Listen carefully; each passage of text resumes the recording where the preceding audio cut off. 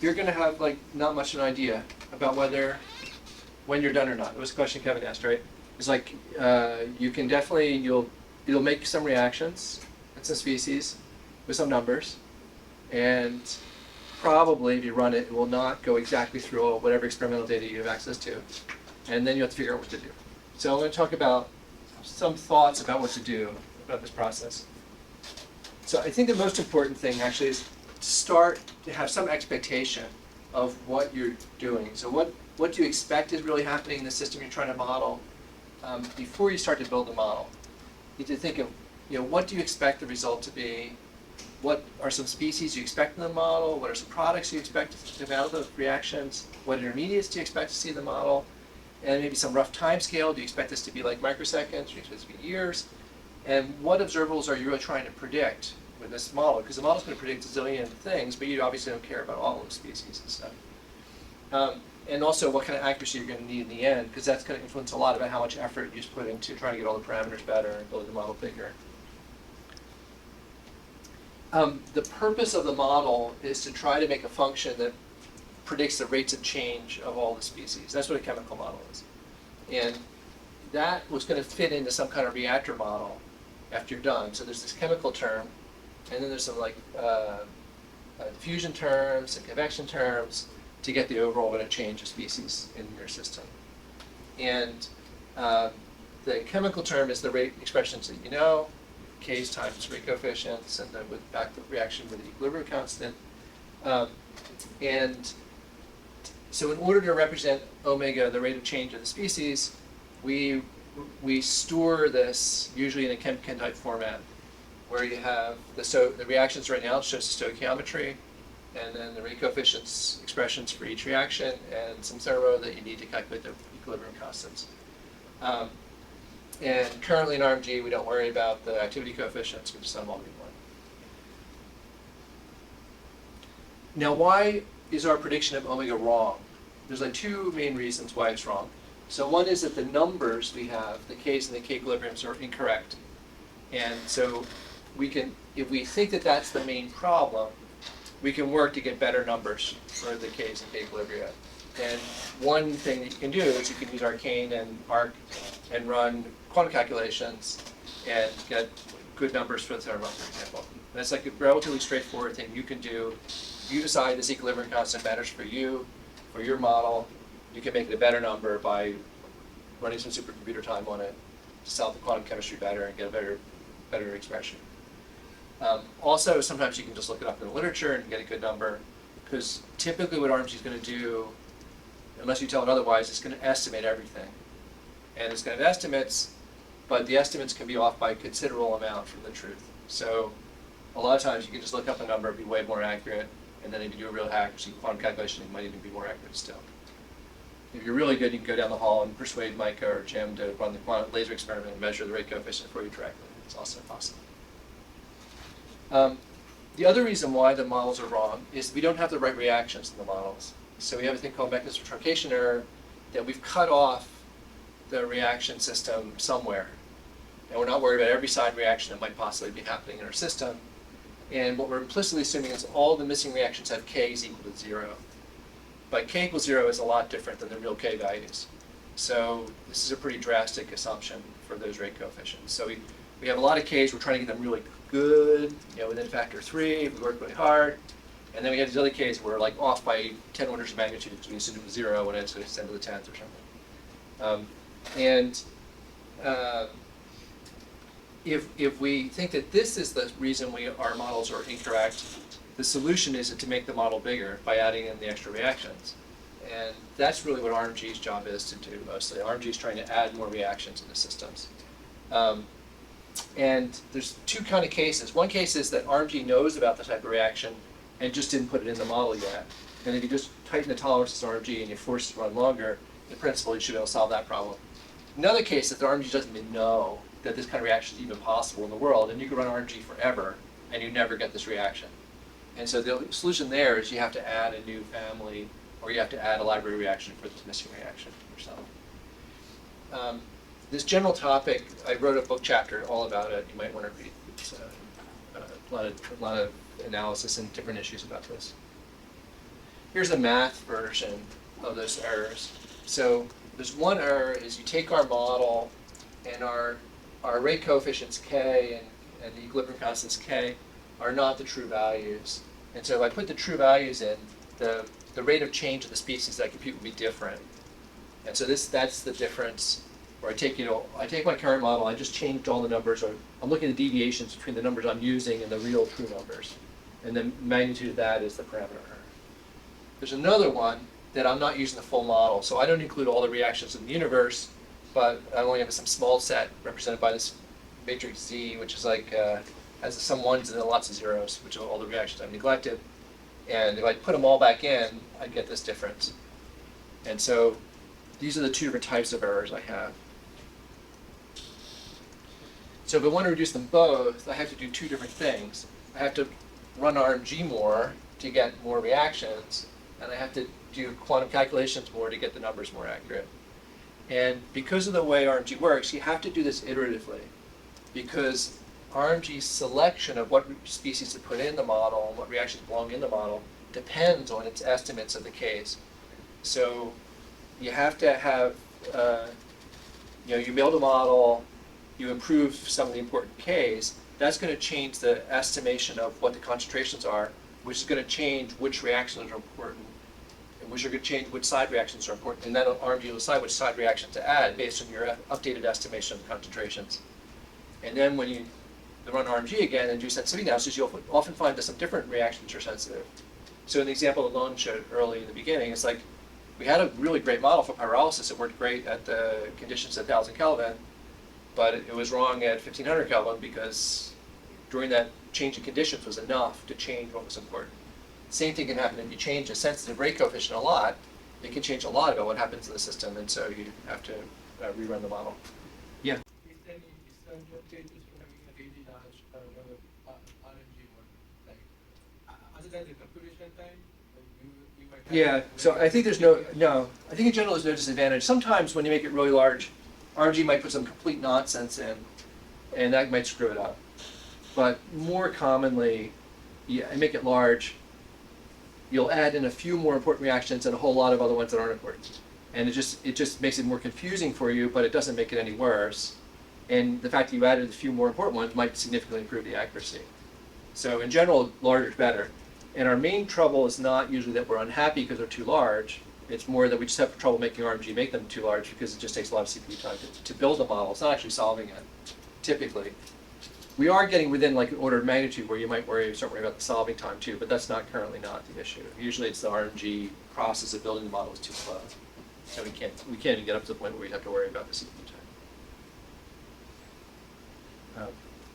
And then another important thing is that you'll see the sensitive reactions and you'll do quantum calculation in your sensitive reactions, but what you really should do is update the estimates so that all the similar reactions will have better numbers.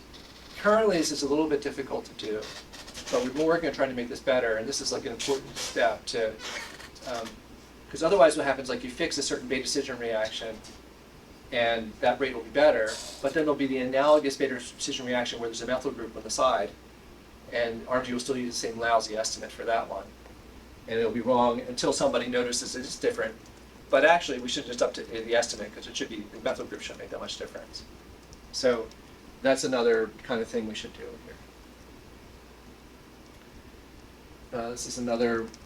This is more detail of how RMG is actually working, where it's based on the current estimates, it selects a species, and then this is how it decides which reactions to add, which species to add, which reactions to add. And then we would typically do this two-step thing where we also have to refine all the numbers. And I'd say this thing where you improve the estimates is a way to have a cumulative continuous improvement where everybody's work is helping everybody else out because your better numbers are improving the estimates that everybody else is using for their systems too. All right. So you succeeded to build a model. Now you have a model, and the very important thing is to actually go back and remember what your expectations were from step 0 and compare to what you see and see, does this model satisfy your expectations or not? And typically it will satisfy some of them and not all of them. And I highly recommend you actually write down the ones that it didn't satisfy that are annoying you. You know, what is wrong with my stupid model? It doesn't satisfy my expectation about X, Y, and Z. And then those are like our to-do list is to try to fix that, right? We figure out why didn't it satisfy those expectations and what can we do to make the model better. A very helpful thing to do is to look at the major species in the model, the current model, and see if any of the species that show up there look completely crazy to you. Your eye is actually a really good way of detecting crazy stuff. And so you can go through and you might have 300 species, but 3 of them are completely nutso, and you'll see it. And then one of the things you can do is go, and very commonly what happens is that the nutso species, something went wrong in the estimation routine. We misestimated the thermo by a lot. And so if you go back and look and see what they're estimated, the numbers look crazy.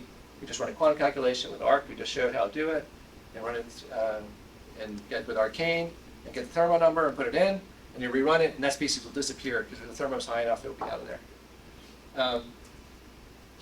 And these calculations nowadays are not expensive, and it's not really hard at all to do this. I highly recommend it. But keep in mind, the whole thing is going to be iterative. It's extremely unlikely that your initial model is going to be satisfactory to you. And so what you're going to end up doing is you're going to go through tightening tolerances, considering different reaction conditions, refining some thermos or rate constants with quantum calculations, and doing this over and over again. And this is going to take you this is several weeks of your life. You're going to be tied up into doing this. And you have to just accept it. That's what you want. If you're going to make a model you want, this is what it takes to do it. So it's not going to be a rush. Don't try to just jump to the solution. Take your time. Think of systematically. Okay, I got to fix this and this and this about this model. You can look at it, and when you look inside it, it will not be hard for you to find a few things that are wrong with your model. Yeah. General question for maybe Max and Meta. So when you restart the model, can we use our previous mechanism as a seed mechanism, like a restart point, or when you start from the zero again? You're asking, is it better? Can you do that, or is it better? Can you do that? Good Is it to better? do that? Yeah. I mean, you can do that. I mean, you can start from it. And it also some of it depends on how much you've changed in the parameters. Because of course, the old model was built with the old parameters, and so you can have a lot of cases where RMG tends to, and I'm going to talk a little bit about this tomorrow, is that RMG tends to be biased towards the pathways it's already found. And so in some cases, there's some cases where you may have potential to miss chemistry as a result of the fact that you just gave it all these pathways. That isn't always a huge problem, and you can get away with that, with sort of restarting that way. It's a little bit, it can be sometimes. I mean, it's what it says is that it's better to start from the beginning.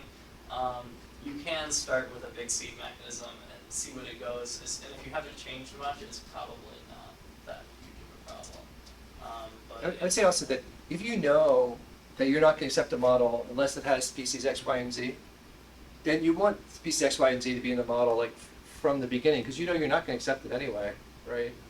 So if you could put them in a seed or in as zero concentration species input file or something, anything you can do to try to help those species show up soon, and particularly if you know that they affect the chemistry a lot, your model's not going to be doing anything sensible until it gets those species in. So for example, you're doing a combustion problem. If you don't have OH in there, there's no reason to be doing it because nothing burns without OH. And so you might as well put OH in from iteration number 1. You have some OH in there, and then you'll get some H abstraction reactions and things will start going. When you get the models bigger and bigger, it gets more and more unclear because what the model was generated the last time will typically be a mix of some species that are really good and should be in the model and some other ones that the foolish model foolishly put in. And whether you want to carry those over or not is more doubtful. But if you have species are really going to be there, you might as well tell it, because otherwise the poor computer's got to figure that out again each time. Another thing is that now you can actually tell it. You can restart the mechanism and add new species to it. And so what you might do is that if it's sort of, I guess it depends on your development timescale. You probably, when you want to do your final one, you probably want to start over and do from the beginning. but it might not be reasonable if you're not making that many changes. If you suppose you run your first model, and suppose it's a really long one, it takes a week to run. It's for a really large species, then it might be very reasonable to just find the species that are missing that you think you want to be there, put those in there, and then run it out of it, and then look at them all sort of as a whole. And then later on, once you've sort of gotten more of this correct, you can go back and run it from the beginning. All right, what else? When you start, your model's going to be really bad, so it's often very reasonable to use extremely loose tolerances and just get it done. Because then you're going to do sensitivity analysis and find out that a lot of your sensitive parameters are nonsense numbers, and you can fix them. As you run and you get your parameters, the important parameters get better and better, and you start to believe them, then you should tighten your tolerances, because now you'll be more limited by mechanism truncation error. It's going to be a problem, not the parameter error. But initially, a lot of times, parameter errors may be way off because you don't have the thermo, say, for the key species, right? So it's a very iterative thing, and you have to keep switching. We'll be working on quantum chemistry, and then we're working on trying to get RMG to grow more. And a lot of times, right from the beginning, if you know that certain species are important, you can just like spawn quantum jobs for all those species right off the bat, because you're going to need good thermo for all the important species by the end anyway. So you might as well just calculate. All right. So again, if you knew that you needed 72 species, put the 72 species in, and you can do it. You don't have to do the very first one. You could put them in after you have a model that's semi-good. But if you care about this pollutant, you need pathways that lead to that pollutant, or else your model's not of any use to you. All right. And the rate-based algorithm is generally better as the rate estimates improve, which means as the concentrations improve.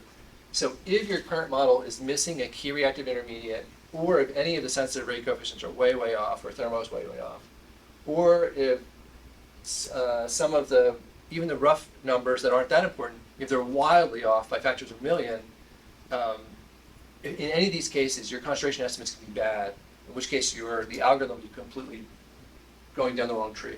It's not going to know what's important. So you're going to have to get all these things fixed.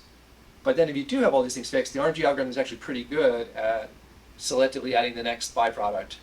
And because it's like that's the way the algorithm's set up, is if you have roughly the concentrations are right, and it's just adding a little bit of minor perturbations at a time, it should be okay. But at the beginning, you really don't know if the model's have any reality at all. All right. So again, make sure you have expectations. Pay attention to the convergence. If RMG says it's not converged, it's not converged. It's not kidding you. That means it's still finding reactions that have rates that are higher than whatever you set your tolerance at. But a lot of people get bored and you get fed up and you wait and you don't want to get it done. That's fine. You want to see your mechanism so far, it's fine. But just realize RMG's telling you there's a lot more reactions out there that you haven't bothered to put in yet. And at some point before you publish it, probably going to have to put them in. So just be aware. And then crazy species often are a big problem, so just look for those. And then we have the file that has collision limit violators. Open the file. See if you have reactions that are crazy. Often that'll be the problem. And those will also sometimes make the solver have trouble because they make it too stiff. A lot of trouble because of that. Okay, so when you start to get a model you think is semi-good, look at the selectivities. Is it making the major products you expect? Are they anywhere reasonable? If you have any experimental data about what some major products are, it's a great time to check. Usually RMG gets the selectivities better than it gets convergence. So work on the selectivities first. That means you're getting the main channels right. Don't worry about the conversion. The time scale usually will be wrong. And if you're doing sensitivity analysis, be sure you do sensitivity to thermo. If you're using a chemkin that doesn't have thermo, and you might be tempted not to do it, do it. We have tools that can do sensitivity to thermo. They definitely do it. Often the thermo sensitivities are bigger than the rate sensitivities. Also, the thermo we can do something about because we can calculate them pretty well. And if you find you're sensitive to something, you can run some fancy-dancy quantum chemistry thing and get some really great number. And so do it. Also, if somebody published some stupid BH3 lit number, don't just type it in your library file, because then you're condemning yourself to have a terrible number for that molecule for all time. So make sure that the numbers are right.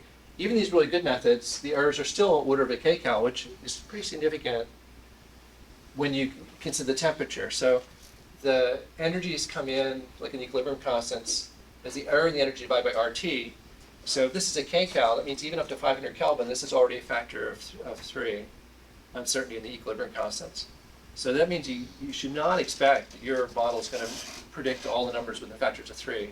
So you have to be very lucky for that to work out, because all your rate constants and all your equilibrium constants mostly will have errors in orders of factor of 3 in the best case. If you're a lower temperature, like your poor Oscar doing the Pfizer project, trying room temperature, it's like you'll have errors that are factors of 10 everywhere. Every number will have an error factor of 10.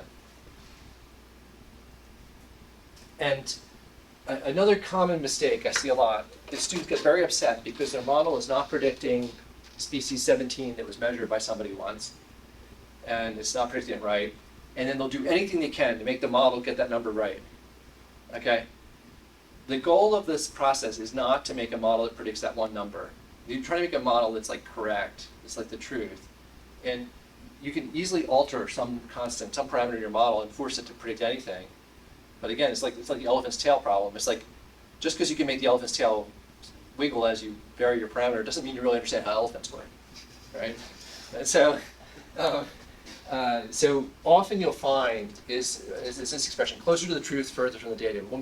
You'll find a model in the literature, it matches some data set, then you build the RMG model, it won't match it, and you say, wow, what's going on? They had some stupid model, and I use my big fancy RMG model, and it's not as good as the model they had before, but it's that you were putting more stuff in that they forgot, and they tweaked the parameters to force it to match that one data point. It doesn't mean that model is any good, the one in the literature.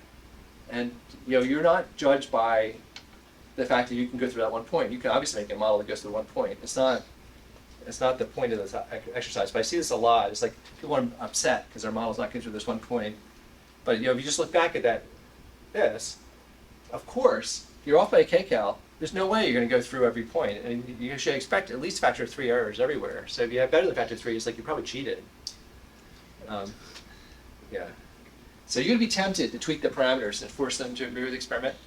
I highly don't recommend this. However, I know some of you will do it anyway, from my experience with students. If you do it, be careful, okay? Just be aware, you have too many parameters in these models. You're not going to be able to figure out which parameter to tweak to make it match. And if you do decide, okay, I can tweak this one parameter and force it to agree, you definitely have to publish that and say, when I got the model, I predicted it was off by a factor of 7, but I can just adjust this one rate constant, this one thermo number by a couple kcals, and all of a sudden everything's great. Okay, that's fine to say it. If you say it straight like that, then everybody knows, okay, this is a model where I can believe all the parameters except that one, which is like fudged to make it agree. But the problem I have with this is it makes people start to believe that RMG is like predicting things to the super accuracy, when actually it did not. It's just that your tweak made it match it. So anyway, if you're going to use, if you're embarrassed to tell people that how you went and tweaked, parameter 17, then don't do it. Okay, your embarrassment is your conscience telling you not to do it. And it's also, you'll do sensitivity analysis. It's very important to combine it with the uncertainty analysis, because the variance in the uncertainties is really huge. There's some parameters we really know them to a lot of decimal places, and other ones you have really no idea. And so you have to consider both factors when you're considering this. I think that's all I got. All right. Any questions? Or?